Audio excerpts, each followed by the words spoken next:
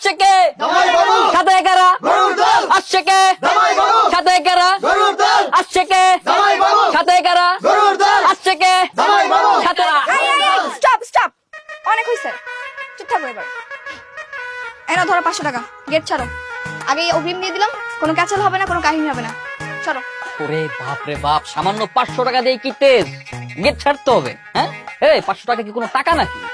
টাকার তেজ দেখাচ্ছ আর তাতেই ঢুকতে যাচ্ছ। ওয়েট, সমস্যা নাই, তোমারে 5 টাকা যোগ করে 505 টাকা দিলাম। যাও ভিক্ষা দিলাম, এবার ফটো। যাও যাও ফটো ফটো ফটো ফটো। আশ্চর্য, ভিক্ষা দিব কেন? 500 টাকা কি কোনো টাকা না? কত টাকা লাগবে তোমাদের? 50,000। ওরে বাপ রে, 50,000! 50,000 টাকা কখনো চোখে দেখছো? আসছে 50,000।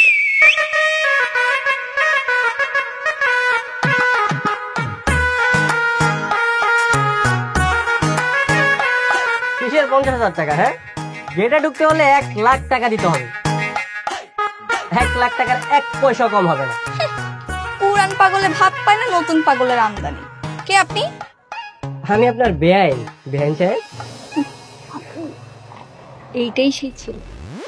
এই অনন্যা, তুমি এত কথা বলতেছো কেন? তুমি না আমার দলে, চুপ থাকো। ও আচ্ছা, তাহলে এই সেই চাঁদাবাজ যাকে ঢাকা থেকে ভাড়া করে নিয়ে আসা হয়েছে। বেআইন সাহেব, আপনি ভুল বুঝতেছেন। মানে চাঁদাবাজ হতে যাবো কেন? আমি হচ্ছে সাকিবের বন্ধু। ধরতে পারেন ওদের পরিবারের আরেকটি সন্তান।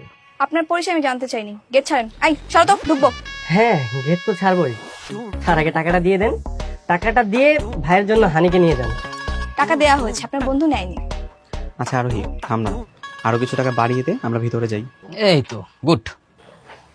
ঠিক আছে, ছোট লোক তো দিয়ে দিই। আই নে 2000 টাকা, যা গেট ছাড়। 2000 টাকা?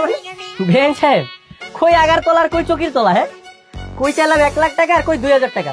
বেআইন সাহেব মনে হয় অঙ্ক শেখেনি।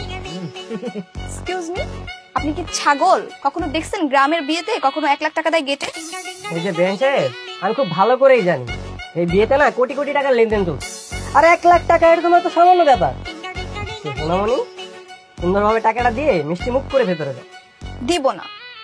বাহ বাহ বাহ বাহ বাহ, শান্ত ভাই কিন্তু খুব সুন্দর করে কথা বলে আর হ্যান্ডসাম। আচ্ছা দেরি করছো কেন? দিয়ে দাও, সমস্যা কোথায়? এই চুপ থাক তুই, বেয়াদব একটা। ছেলে মানুষ দেখলে একদম গদগদ হয়ে যায়, দেখছো? এই যে ম্যাডাম, প্রসঙ্গ না কেটে আপনি শুধু টাকাটা দেন। আচ্ছা, আমি একটা সমাধান দিচ্ছি। তোমার হাতে কয়টা আঙুল? 10টা।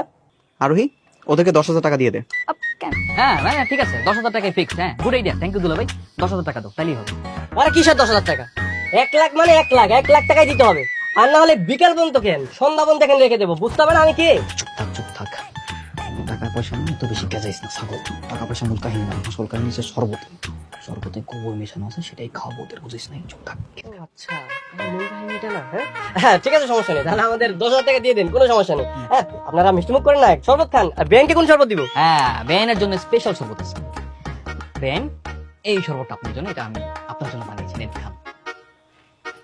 দেখছো, ইচ্ছায় বলে ছোট লোক। কখনো কি দেখছেন বরকে বাদ দিয়ে বরের বোনকে খাওয়ানো হয় শরবত? না না না, দুলাভাইয়ের জন্য আছে তো, দুলাভাইয়ের জন্য বাকি শরবত আছে, এটা আপনার জন্য। আপনি স্পেশাল মানুষ নয়, স্পেশাল মানুষের জন্য স্পেশাল শরবত, প্লিজ।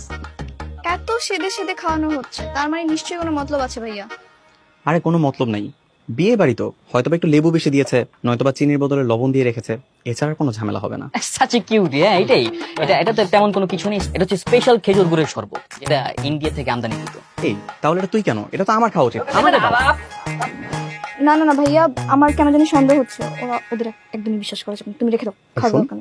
বাকি শরবতগুলোর প্রতি আমি একদম ভরসা পাচ্ছি না, কোনটার মধ্যে আবার মরিচের গুঁড়া মিলিয়ে রাখছে কে জানে। তার থেকে ভালো এটা আমি খাই, তারা আগে প্রমাণ করি। এই খান, সামনে আসো তো। একটু হাতে নাও তো, খেয়ে দেখো কেমন লাগে। ঠিক আছে? আছে, মজা আছে তো। কেমন যেন একটা ফ্লেভার। ফ্লেভার দিয়ে কি হবে? মজা যেহেতু আছে, এটা আমিই খাই। দুলাভাই আপনার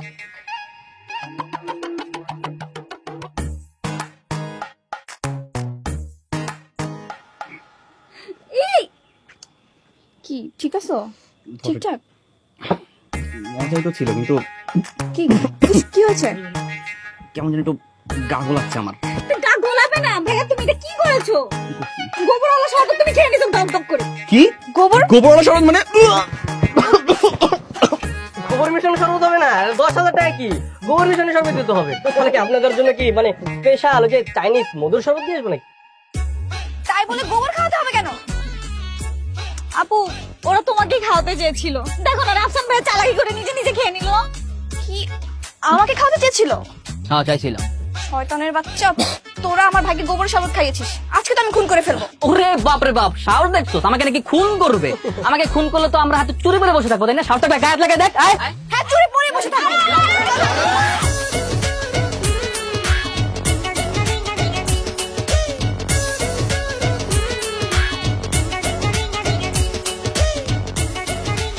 কি আরে ঝগড়া করতেছিস কেন? ওদেরকে আসতে দে। কথায় কথায় তোদের ঝগড়া কেন করতে হবে? এটা একটা আনন্দের দিন, ঝগড়াঝাটি থামা, আনন্দ ফুর্তি কর। যা তো ওদেরকে বল ঝগড়া থামাইতে। এই রাফসান ভাই আসেন। হ্যাঁ আসেন আসেন।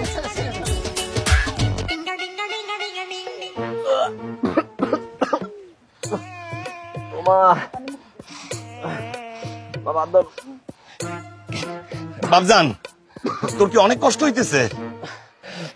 অসুস্থ হবো না আব্বা? তুমি একটু গোবর খেয়ে দেখো, তাহলে বুঝবা কেমন লাগে। আমার ছেলেটাকে গোবর খেয়েছে আপনার ভাই বাস্তারা, আর আপনি এখন এখানে বসে আছেন ভাইজানের কাছে বিচার না দিয়ে। আরে ওরা কি জোর করে খাওয়াইছে নাকি? তোমার ছেলে তো নিজের ইচ্ছাই চেয়ে খেয়েছে। আর আমাদের বড় বডিগার্ড সে নাকি বলেছে খুবই টেস্টি। এখন ওদের দোষ কি কও? অগো দোষ ভাইজান, ওরা আমার বাতিজারে ওই বিয়ার খাওয়ানোর মধ্যে কিলিগা শরবত, গোবরের শরবত খাওয়াইবো।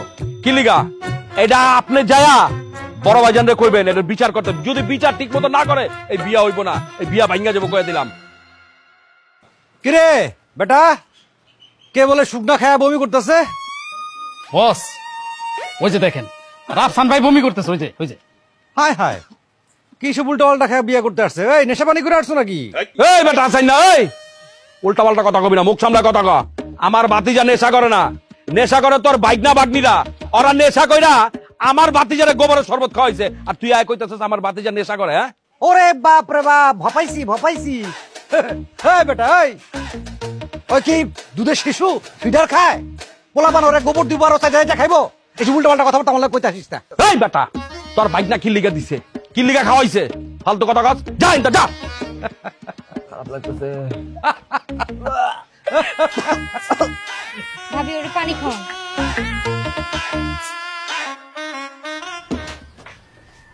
বলো কি বলার জন্য ডাকছো? নিন মিষ্টিটা খান। মিষ্টি কেন খাবো? আরে মিষ্টিটা খেলে আপনার গা গলানোটা কমে যাবে, মুখের মধ্যে যে অস্বস্তি ভাবটা হচ্ছে ওটা কেটে যাবে। নিন। বুঝলাম না, ভাই গোবর পানি খাওয়াইছে, বোন নিয়ে আসছে মিষ্টি, এটার মধ্যে কিছু মেলানো নাই তো? না, কিছু মেলানো নাই, বিশ্বাস করতে পারেন। খান তো মিষ্টিটা। করলাম বিশ্বাস।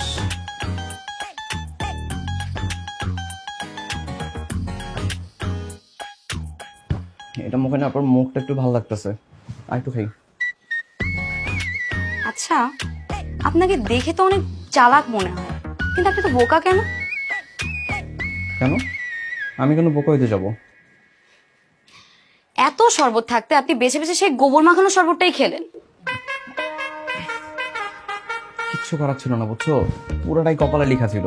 না লিখে এত কিছু রেখে আমি সেই গোবর পানি খাইতে চাইতাম? আচ্ছা, তুমি তো আমার শত্রুপক্ষের লোক, তারপরে তুমি আমার জন্য মিষ্টি নিয়ে আসছো, আমার খোঁজ খবর নিতেছো, এত কিছু কেন করতেছো? আসলে আপনি গোবর মাখানো শরবতটা খেয়েছেন সেটা জানার পর থেকে আমার খুব খারাপ লাগছিল। হাজারো হোক, জীবনে আপনি আমার প্রথম স্বামী হতে যাচ্ছেন, তাই না? প্রথম স্বামী মানে? তুমি কি বিয়েটা মন থেকে করতেছো? মন থেকে করছি না, কিন্তু সবার সামনে যদি কবুল বলে আমরা বিয়েটা করেই ফেলি, তাহলে ধর্মমত তো সেটা বিয়েটা হয়ে যাচ্ছে না? হ্যাঁ সেটা তো ঠিক আছে, কিন্তু কয়েক মাস পরে যদি আমাদের আবার ডিভোর্স হয়ে যায় তখন? ডিভোর্স হয়ে গেলে কি মিথ্যে হয়ে যাবে বিয়েটা? বিয়ে তো বিয়েই, হাজারো হোক। এই বিয়েটা সারা জীবন আমাদের মনে দাগ কেটে থাকবে। এই স্মৃতি আমরা কখনোই আমাদের মাথা থেকে ভুলতে পারবো না। হ্যাঁ তাই তো। ওকে, এখন শরীর ভালো? আর শরীর ভালো, সকাল থেকে এই পর্যন্ত কতবার যে ওয়াশরুমে গেছে বমি করছি তার তো হিসাব নাই। পুরোটা শরীর দুর্বল হয়ে গেছে, মনে হচ্ছে আবারও যাইতে হবে। আচ্ছা ঠিক আছে ঠিক আছে, আপনি তাহলে রেস্ট করান, আমি ডক্টর ডাকি। আর যদি শরীরটা খুব বেশি খারাপ লাগে আর মনে যদি খুব খারাপ লাগে আমাকে একটা কল দিন। আসি।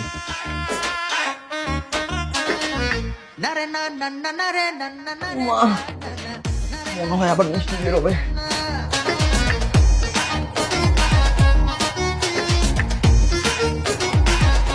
সব সখীরে পার করিতে নেব আনা আনা, তোমার বেলায় নেব সখী, তোমার কানের সোনা সখী গো। ও আমি আপনি এরকম ছাগলের মতো গান গাচ্ছেন কেন? পেছনে এত সুন্দর একটা ব্যান্ড সাপ থাকলে গান তো ধরতেই হয়।